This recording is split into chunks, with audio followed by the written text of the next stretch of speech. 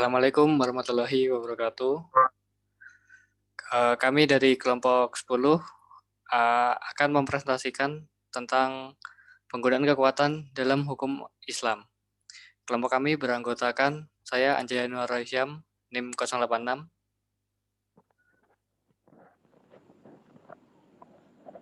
Saya Megantara, NIM 076. Dan saya Zahra,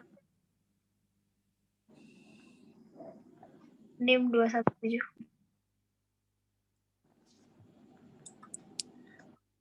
Juz ad-Belum dalam ajaran agama Islam merupakan bagian dari jihad, di mana jihad berasal dari kata jud dalam bahasa Arab yang memiliki arti mengerahkan atau berjuang. Terdapat dua jenis jihad, yaitu jihad besar dan jihad kecil.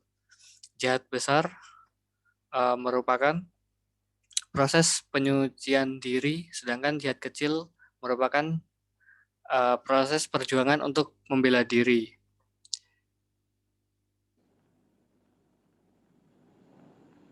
Jihad merupakan usaha atau cara berjuang untuk melindungi diri dengan beberapa cara seperti bela diri, menentukan nasib diri sendiri, atau mengatasi rintangan dalam upaya berjihad itu sendiri.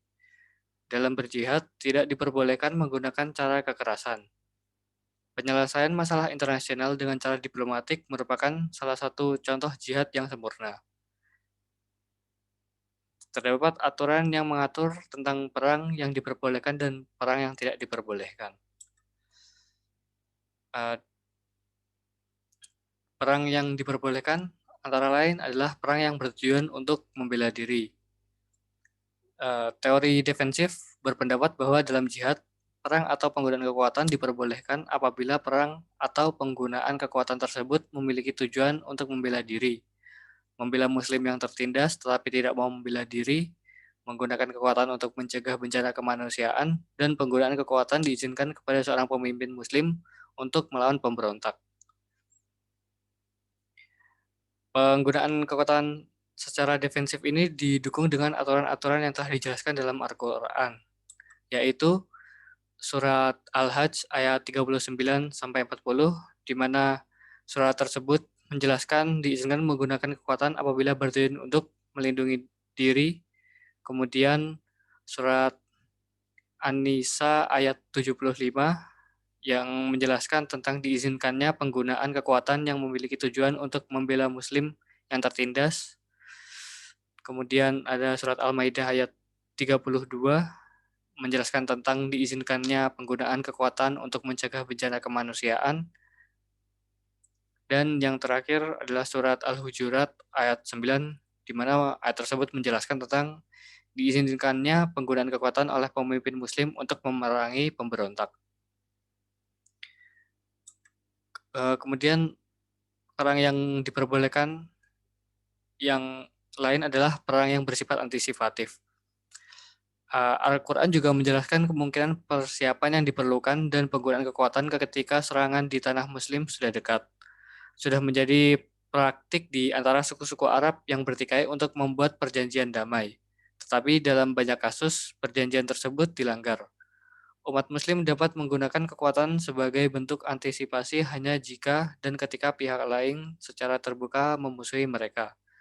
Dalam keadaan seperti ini, Al-Quran memberikan izin bersyarat yang dijelaskan pada surat Al-Anfal ayat 58, di mana ayat tersebut berbunyi, dan jika kamu khawatir akan terjadinya pengkhianatan dari suatu golongan, maka kembalikanlah perjanjian itu kepada mereka dengan cara yang jujur. Sesungguhnya Allah tidak menyukai orang-orang yang berkhianat.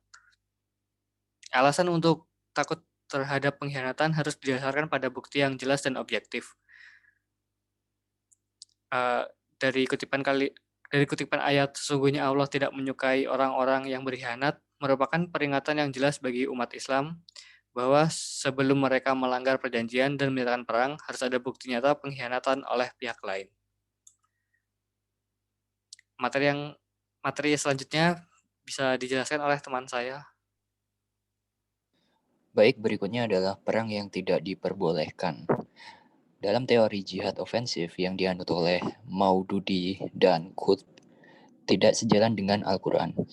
Hal ini dapat dibuktikan dengan 3 alasan utama, yaitu pertama adalah interpretasi kontekstual dari ayat-ayat Al-Quran dibawakan dengan arti yang berbeda.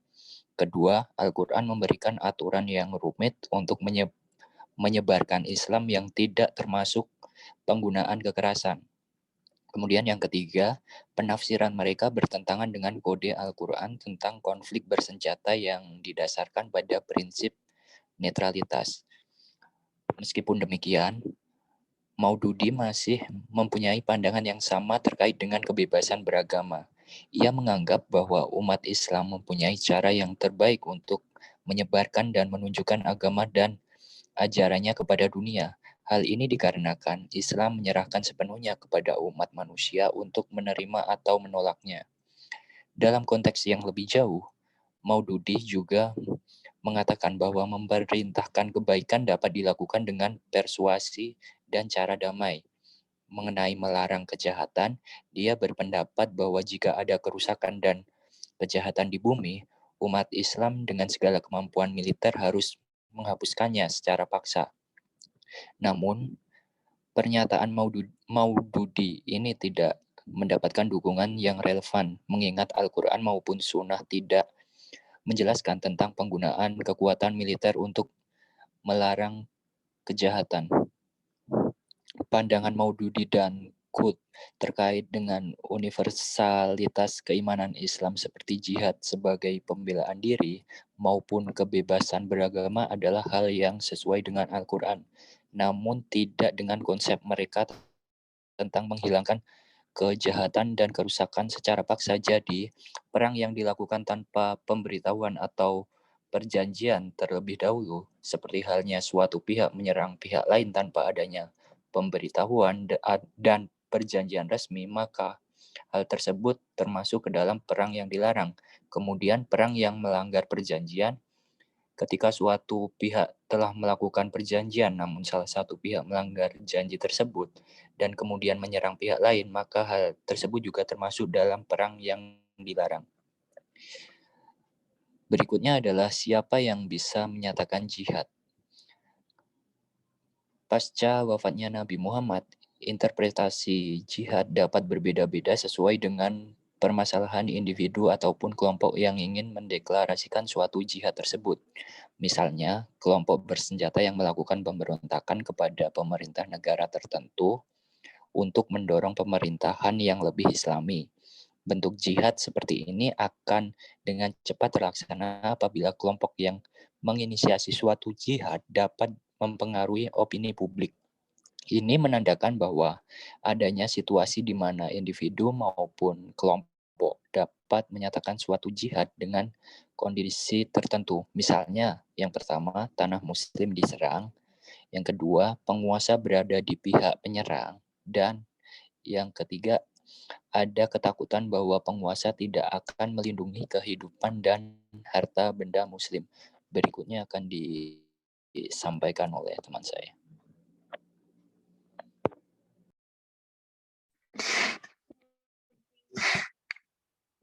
Kemudian ada batasan penggunaan kekuatan. Dalam Islam sendiri, qital atau pertempuran aktual atau konflik bersenjata jika dilakukan tidak semata-mata seorang pejuang muslim itu bebas untuk melakukan kekerasan tanpa batasan. Dalam Islam sendiri, hal tersebut memiliki sumber utama hukum Islam. Hukum Islam yang memang dibatasi cara dan metode yang digunakan. Dan dalam hukum qital terdapat 4 prinsip dasar, yaitu kebutuhan militer, kemanusiaan, perbedaan, dan proporsionalitas. Yang pertama itu kebutuhan militer. Dalam Al-Quran itu telah dikatakan bahwa diizinkannya hanya tingkat dan derajat kekuatan yang dibutuhkan guna mencapai tujuan militer yang digunakan. Sehingga jika tujuan militer itu diamankan, pasukan muslim harus menghentikan serangannya. Karena menurut Al-Quran, seseorang itu tidak boleh tinggal diam, harus melawan para penyerang sampai mereka dikalahkan, ditahan dari kerusakan fitnah. Kemudian keterkaitan dengan hal tersebut terdapat beberapa ayat yang membahas tentang kebutuhan tersebut. Kemudian yang kedua itu perbedaan. Perbedaan ini salah satu prinsip dasar hukum Islam terkait konflik dalam telah disebutkan juga dalam Quran surat Al-Baqarah ayat 190 dikatakan bahwa berperang di jalan Allah melawan orang-orang yang melawanmu dan jangan melanggar. Ayat tersebut berisi 3 aturan penting, yaitu umat Islam diberi izin untuk berperang. Yang kedua itu pertempuran hanya dibolehkan melawan mereka yang memerangi Muslim. Dan yang ketiga, umat Islam diperingatkan untuk tidak melanggar batas yang ditentukan oleh Allah dan Nabi Muhammad. Nah, praktek Nabi Muhammad itu hanya untuk membuat perbedaan yang jelas antara kombatan dan non-kombatan. Kombatan itu pertempuran hanya diperbolehkan melawan mereka yang memerangi Muslim saja. Nah, karena banyak suku biasa menggunakan yang membangun benteng untuk perlindungan ketika perang, dan mereka akan menggunakan anak-anak sebagai tamengnya. Nah, sehingga pejuang Muslim itu menanyakan hal tersebut kepada Rasulullah ketika itu, dan dia menyarankan untuk membidik para pejuang saja, namun kerusakan tambahan diperbolehkan, tetapi perbedaan tetap satu dari prinsip dasar hukum Islam, yaitu qital. Misalnya nih, jadi jika benar-benar dibutuhkan untuk mencapai target tertentu dan tidak mungkin untuk membedakan target militer dari target non-militer. Nah, atau jika setiap upaya itu dilakukan untuk membedakannya, maka kerusakan tambahan diizinkan juga.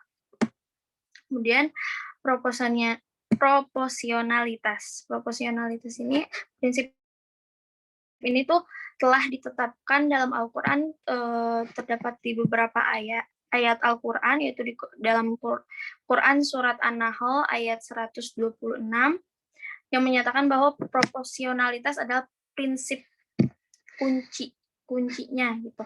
Jadi konflik spesifik dan yang sangat tepat gitu artinya. Jadi merugikan mereka sebesar Anda dirugikan. Jadi balance gitu, satu sama gitu. Kalau misalkan dirugikannya segini, ya segini juga dibalasnya gitu. Hal tersebut diturunkan untuk mencegah kerusakan yang tidak proporsional dalam konflik bersenjata, yang menjadikannya ayat kunci tentang proporsionalitas. Dan dalam surat ini terdapat diartikan dalam dua cara, yaitu meletakkan prinsip proporsionalitas dan larangan mutilasi. Nah, yang ketiga itu kemanusiaan. Ayat yang paling relevan di pembahasan kemanusiaan ini terdapat dalam Quran surat An-Nahl ayat 126 yang melarang melakukan lebih dari yang dibutuhkan, termasuk mutilasi. Terdapat beberapa contoh ketika tentara Muslim membakar benteng musuh, sementara para musuh itu bersembunyi di dalamnya. Namun kemudian Nabi Muhammad itu melarang hal tersebut, bahwa hanya Allah yang dapat menghukum dengan api. Karena Islam itu mengajarkan jika seseorang itu membunuh, maka bunuh dengan cara yang adil, dan Muslim itu harus memperlakukan tawanan perang itu secara manusiawi. Kemanusiaan dalam perang harus ditunjukkan kepada kedua belah pihak, sehingga tidak wajib bagi anak-anak atau orang tua dan orang lemah itu untuk terlibat dalam konflik. Diutamakan laki-laki yang belum menikah daripada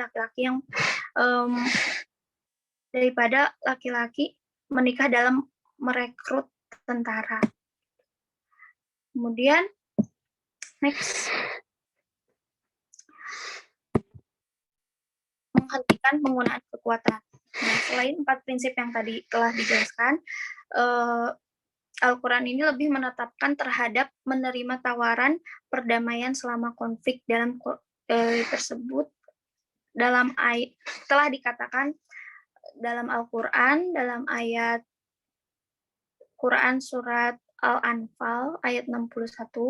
Dalam ayat tersebut dijelaskan bahwa jika terdapat implikasi pun meskipun mereka menawarkan perdamaian hanya dengan maksud untuk menipu, nah tawaran perdamaian ini harus diterima karena semua penilaian atas niat mereka itu didasarkan pada bukti lahiriah. Oleh karena itu, kecurigaan bukan lagi menjadi alasan untuk menolak perdamaian. Jadi sehingga kita pun harus selalu bersiap baik itu menghadapi perang atau perdamaian. Mungkin sekian dari kelompok kita. Moderator. Mungkin sekian dari kelompok kami. Apabila ada kesalahan dalam penyebutan, mohon dimaafkan. Assalamualaikum warahmatullahi wabarakatuh.